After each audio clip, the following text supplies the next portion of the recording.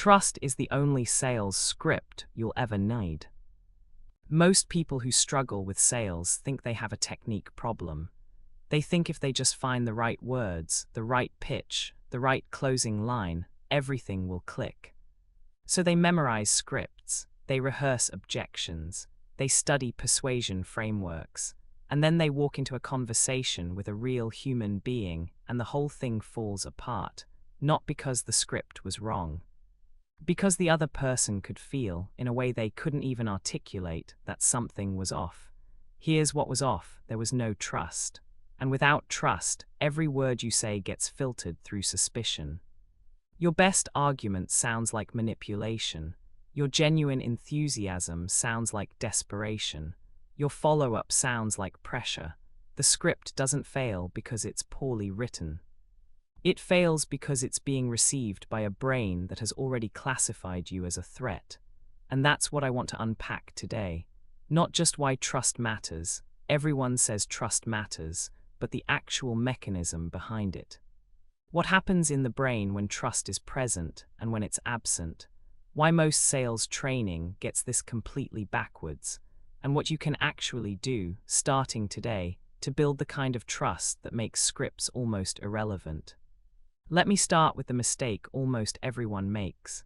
The default assumption in most sales training, and honestly in most self-promotion advice, is that selling is about what you say. The words, the structure, the sequence. Open with a hook, identify the pain point, present the solution, handle the objection. Close. It's treated like a formula, and the implication is that if you get the formula right, the outcome follows. This is the assembly line model of selling. Plug in the inputs, get the output. And it's not entirely wrong. Structure matters. Clarity matters. Knowing what to say and when to say it is a real skill. But here's where it goes off the rails. This model assumes the listener is a rational processor of information. It assumes that if you present the right logical sequence, the other person's brain will follow your logic, agree with your premises, and arrive at your conclusion. That's not how human brains work. That's not even close to how human brains work. What actually happens when you speak to another person, whether it's a sales call, a pitch meeting, a job interview, or even a first conversation with a potential collaborator, is that their brain is running a completely different program underneath the conversation.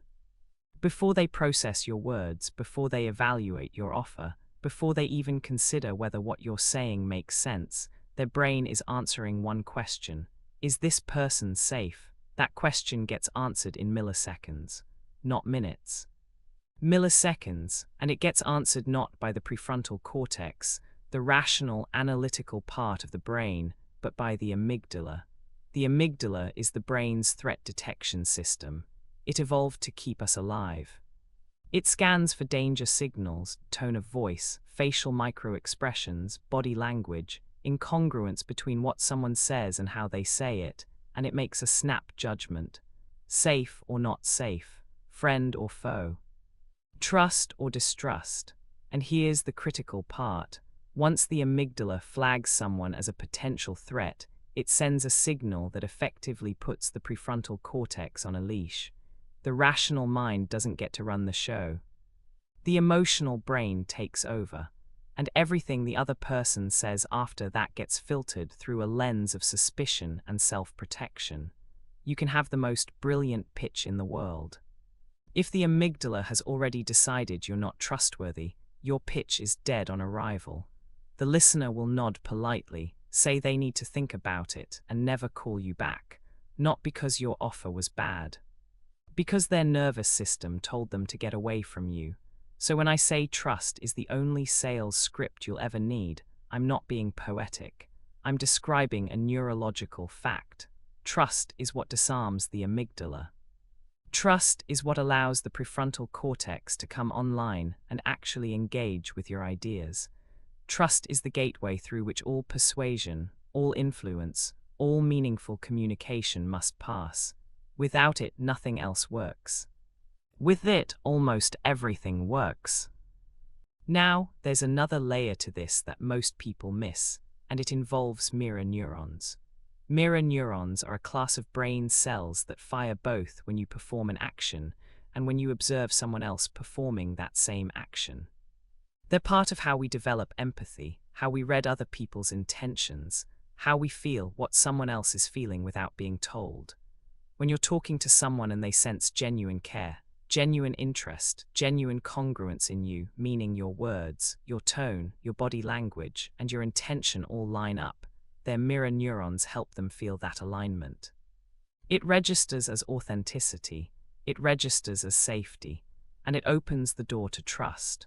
But when there's a mismatch, when you're saying, "I really want to help you," but your body is leaning back, your eyes are darting to the clock, and your real internal state is, "I need this deal to make my quota," mirror neurons pick that up too. The other person may not be able to name what feels wrong, but they feel it. And that feeling overrides everything you say. This is why the best script in the world, delivered by someone who doesn't actually believe in what they're selling, will underperform a mediocre script delivered by someone who genuinely cares about the person in front of them. The brain doesn't primarily listen to words, it listens to congruence. This brings me to a deeper point about what trust actually is in the context of selling, and I want to challenge the way most people think about it. Most people think trust is something you earn over time. You show up, you deliver, you're consistent, and eventually the other person trusts you. And that's true, that's one form of trust. Call it reliability trust. But there's another form of trust that's far more powerful in the context of first interactions, early relationships, and sales conversations. Call it signal trust.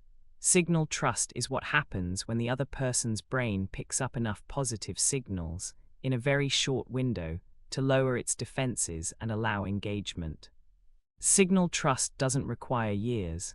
It requires congruence, clarity, and the absence of threat signals. Let me be specific about what creates signal trust and what destroys it, what creates it. You say what you actually think, not what you think the other person wants to hear. You acknowledge uncertainty when it exists instead of pretending to have all the answers. You ask questions that show you're genuinely trying to understand the other person's situation, not just looking for an opening to pitch.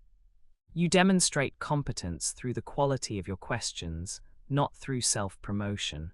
You are willing to say, "This might not be the right fit," because that willingness signals that you're not desperate, and desperation is one of the strongest threat signals the amygdala can detect. What destroys it? Overperforming enthusiasm. Saying things like, "This is going to change your life," before you even understand the other person's life. Using high-pressure closing techniques that create urgency through fear rather than through genuine value. Name-dropping, excessive credentials listing, and perhaps the biggest trust killer of all, talking more than listening. When you talk too much, the other person's brain interprets it as you being more interested in yourself than in them. And that's a threat signal, not a physical threat, a social threat. The brain interprets it as, "This person is going to take from me and not give back." Now I want to connect this to a higher level framework. Naval Ravikant talks about something he calls specific knowledge, the kind of knowledge that can't be trained for, that comes from your unique combination of experience, obsession, and personality. And he makes a point that's deeply relevant here. Specific knowledge is often knowledge that looks like play to you but looks like work to others. When you operate from your specific knowledge, you're not performing, you're not acting. You're being yourself in the truest sense, and that authenticity is what other people pick up on. It's what creates the congruence I was just describing. Here's the connection to trust in sales. When you try to sell using someone else's script, someone else's style, someone else's persona, you're operating outside your specific knowledge. You're performing, and the performance creates incongruence. The other person's mirror neurons pick up that you're not being real, and their amygdala flags you. But when you sell from your own specific knowledge, when you talk about what you actually understand, when you offer solutions you genuinely believe in, when you engage with the other person's problem from a place of real curiosity, the congruence is natural. You don't have to fake it, and the trust follows. This is why I believe that the best investment a salesperson can make isn't in learning more techniques. It's in deepening their actual understanding of their product, of their market, of the people they serve, and of themselves. Because the deeper your understanding, the more naturally congruent you become. You don't need a script to sound convincing when you actually know what you're talking about. Conviction that comes from real knowledge is the most powerful trust signal there is. Charlie Munger has this idea that I think about constantly. He says, "I never allow myself to have an opinion on anything that I don't know the other side's argument better than they do." Think about what that means in a sales context. If you truly understand your client's hesitation, not just their stated objection, but the underlying concern, the fear, the past experience that's shaping their resistance, you can address it in a way that feels like empathy, not manipulation. You're not overcoming their objection. You're acknowledging their reality. And that acknowledgement is one of the most powerful trust-building moves available to any human being. Most salespeople hear an objection and immediately try to counter it. It's too expensive. Well, let me show you the ROI. That's a logical counter, and it might even be valid. But what the client's brain heard was, "You just dismissed my concern and redirected to your agenda." The amygdala flags that trust decreases. A different approach, one rooted in actually understanding the other side, might sound like, "That's a legitimate concern." Let me ask you something. When you say it's expensive, are you comparing it to something specific, or does the overall number just feel high relative to what you've budgeted? That question does two things. First, it validates the concern instead of dismissing it. Second, it invites the client into a collaborative exploration rather than a debate. And collaboration is the opposite of a threat. The amygdala stands down. The prefrontal cortex comes online. Now you're having a real conversation. This connects to something the Talmud teaches about commerce and human relationships that I find remarkably practical. There's a principle that runs through Talmudic business ethics. A transaction should leave both parties better off, and both parties should feel they were treated with honesty and respect. This isn't naive idealism. It's a long-term survival strategy. The Talmudic merchants understood something that modern sales often forgets. You don't just close a deal, you open a relationship. And the way you treat someone in the transaction is the foundation of whether that relationship will generate future value or future resentment. This maps directly onto what Naval calls play long-term games with long-term people. Every interaction is either building or eroding trust. Every conversation is either opening future doors or quietly closing them. And the returns on trust compound over time, just like financial returns. One deeply trusted relationship can generate more revenue, more referrals, more opportunities, and more resilience than 100 superficial transactions. This is compound interest applied to human relationships. And most people massively underinvest in it because the payoff isn't immediate. Let me be honest here and share something from my own experience. I've been on both sides of this. I've been the person trying to close deals using techniques that felt foreign to me, and I've been the person who dropped the techniques entirely and just showed up as someone who genuinely wanted to understand the other person's problem. The difference in results wasn't incremental, it was categorical.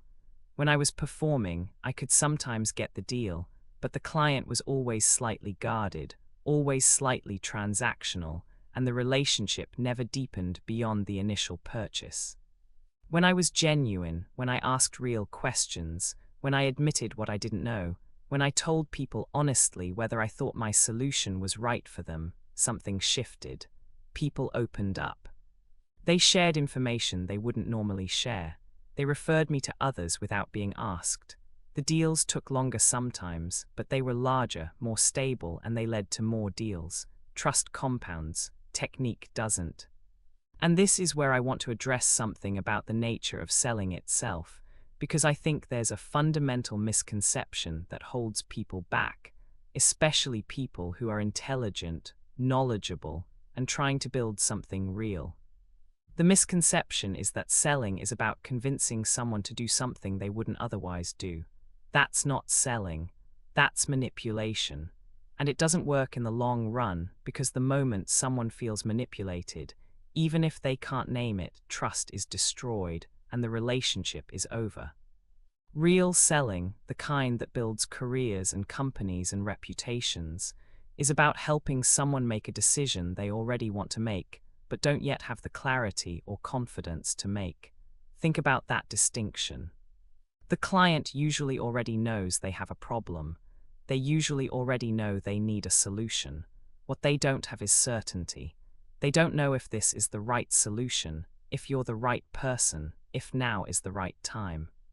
Your job as a seller is to reduce that uncertainty, not through pressure, through clarity, through understanding, through demonstrating that you know their situation well enough to be trusted with their decision. When you frame selling this way, as the act of reducing decision friction for someone who is already looking for a solution, everything changes. You stop trying to convince and start trying to clarify. You stop pushing and start guiding. You stop talking and start listening. And paradoxically, you become far more effective, because the brain rewards clarity. When someone helps you see your own situation more clearly, your brain releases dopamine, the neurotransmitter associated with reward and motivation. Not the dopamine of a sugar rush, the dopamine of insight, the dopamine of, oh, I see what's happening now. That's an incredibly powerful neurological state, and when a salesperson creates that state in a client, the client doesn't just trust them, they feel grateful to them. And gratitude is one of the strongest drivers of long-term loyalty. This is exactly what the research on dopamine prediction circuits shows. The brain's reward system doesn't just respond to receiving something good. It responds most intensely to the prediction of something good, to the moment of realization that something valuable is about to happen. When a client has that flash of clarity, oh, this actually solves my problem. This person actually understands what I'm dealing with, their dopamine system lights up. Not because you gave them a discount, not because you created artificial urgency, because you gave them understanding. And that's far more valuable and far more durable than any closing technique. Now I want to shift to something practical, because understanding the neuroscience and the philosophy is important, but if you can't translate it into daily practice, it remains academic. How do you actually build trust in practice? Not in theory, not in a book.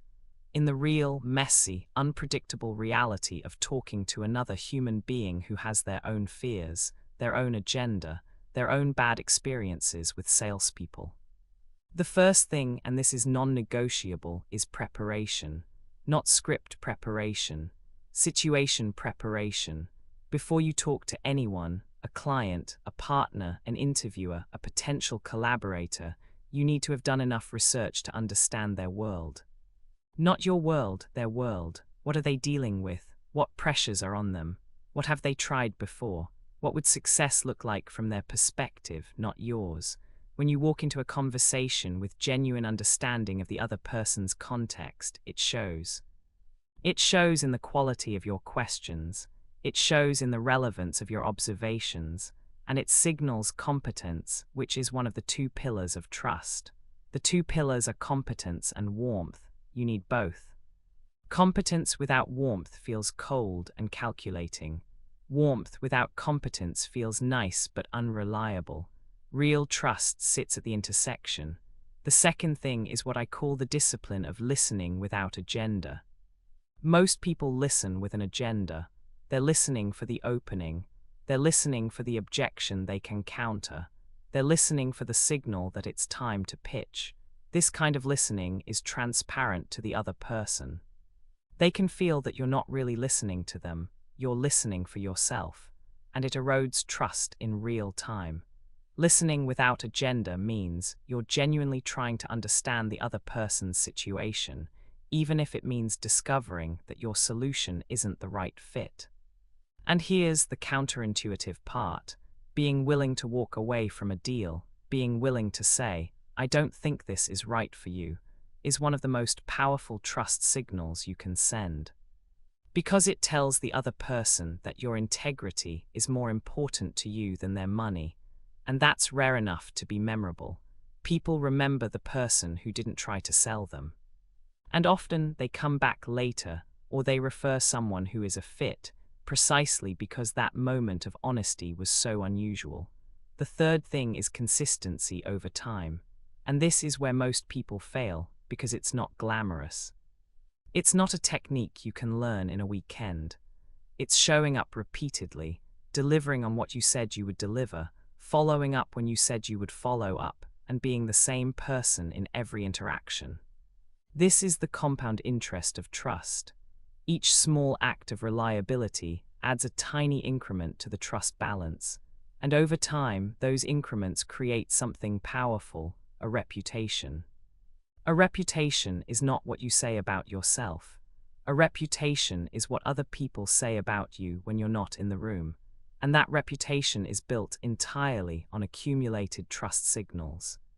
Now let me give you a concrete scenario that illustrates all of this. Imagine you're selling a software solution to a mid-sized company. You've done your research, you know their industry, you've read their recent quarterly report. You've noticed they're expanding into a new market and probably struggling with the operational complexity that comes with that expansion. You get on a video call with the decision maker. Let's say it's their VP of operations. Most salespeople would start by introducing themselves, listing their credentials, and then launching into a product demo. Here's what that does neurologically: it puts you at the center of the conversation. The client's brain registers this as self-serving behavior. The amygdala stays activated at a low level. The client is polite but guarded. Instead, imagine you start like this: "I noticed you're expanding into the European market." That usually comes with a set of operational challenges that are different from domestic scaling: compliance, localization, and coordination across time zones, among other things. I'm curious, what's been the hardest part of that transition so far? What just happened? You demonstrated competence by showing you know their situation. You demonstrated respect by asking rather than telling. You created a space for the client to talk about what matters to them, and you handed control of the conversation to the client, which, paradoxically, increases your influence. Because when someone feels heard, they become more open to hearing you. That's mirror neurons and the dopamine of being understood working in your favor. The client talks for 5 minutes about their localization challenges. You listen. You ask a follow-up question that goes deeper. The client reveals something they didn't plan to share, a frustration with their current vendor. Now you have information that no script could have given you. And you have it because you earned it through trust, not technique. When you finally do talk about your solution, you can connect it directly to the specific pain point the client just revealed. You're not pitching, you're responding. And the client's brain processes that completely differently. It doesn't feel like selling. It feels like problem solving. And problem solving together is one of the most trust-building activities two humans can engage in. Here's another scenario, one that isn't about traditional selling, but illustrates the same principle. Suppose you're at a professional event. You meet someone who runs a company in a field adjacent to yours. You could try to impress them, drop credentials, mention clients, talk about your achievements. Or you could do what builds trust, be genuinely curious. Ask them what the biggest challenge in their industry is right now. Listen to the answer. Offer a thoughtful perspective, not a pitch, a perspective. Share something you've learned that might be useful to them, with no expectation of return. What you're doing in that moment is making a deposit in a trust account that may not pay off for months or years.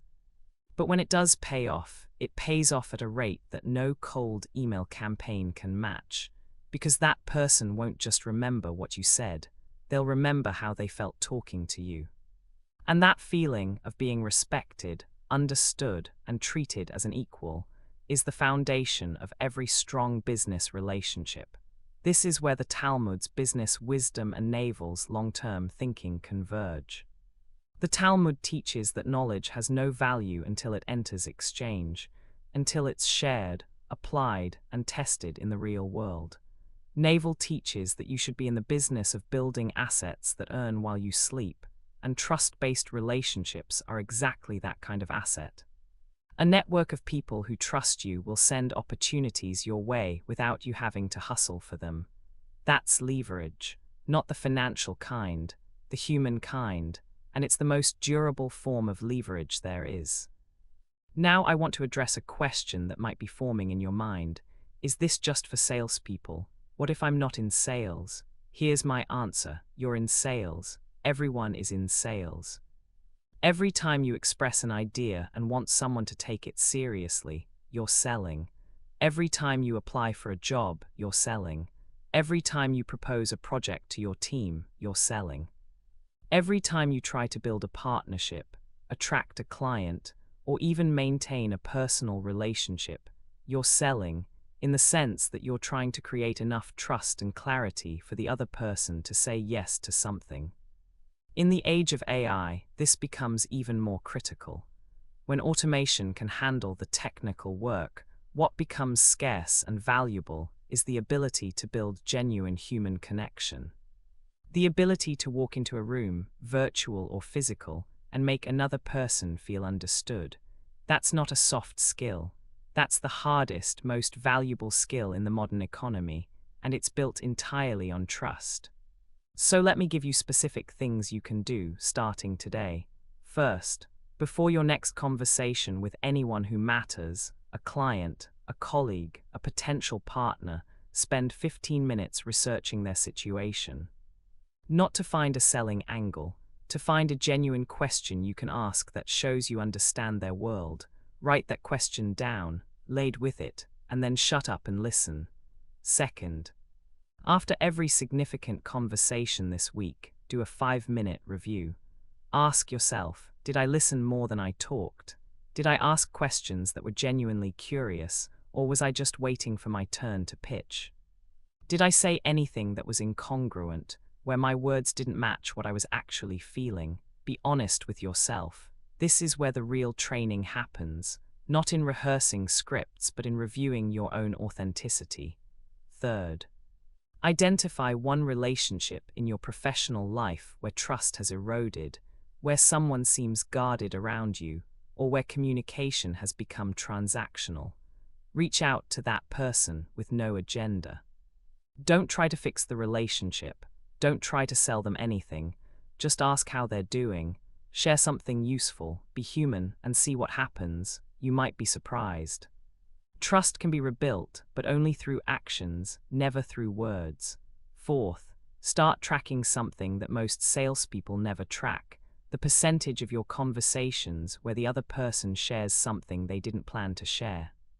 When someone tells you something unprompted, a frustration, a fear, a hope, an idea, that's a trust indicator. It means their amygdala has stood down. It means their prefrontal cortex is engaged. It means they've classified you as safe. If that's not happening in your conversations, something in your approach is triggering their defense mechanisms, and you need to figure out what it is. Fifth, practice saying, I don't know, and that might not be the right fit. These are among the most trust-building phrases in any language. They signal honesty, which is the foundation of trust, and they require a form of internal strength that's different from confidence. It's the willingness to not perform. The willingness to be honest even when it might cost you a deal. Because the deals you lose by being honest are deals that would have failed anyway. And the deals you gain by being honest are deals that last. Let me bring this to a close with something I've been thinking about for a while. We live in a world that's drowning in scripts. AI can generate a perfect cold email in seconds. Templates can give you a pitch for any product. Playbooks can walk you through any sales process, and none of it matters if the person on the other end doesn't trust you. Technology has made information abundant and attention scarce. But there's something even more scarce than attention, and that's trust. Trust can't be automated. Trust can't be templated. Trust can't be hacked or growth hacked or A/B tested into existence. Trust is built in the space between two human beings, one moment at a time, through the unglamorous work of showing up, listening, being honest, and caring about someone else's outcome as much as your own. That's not a sales technique. That's a way of being, and it's the only competitive advantage that gets stronger the longer you use it.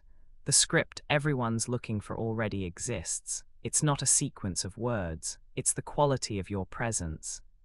It's the depth of your understanding, it's the consistency of your character. Trust is the script, everything else is noise. If this resonated with you, follow along and leave a comment. I'd love to hear from you. What's one moment in your career where trust, either having it or losing it, changed the entire outcome of a deal or relationship?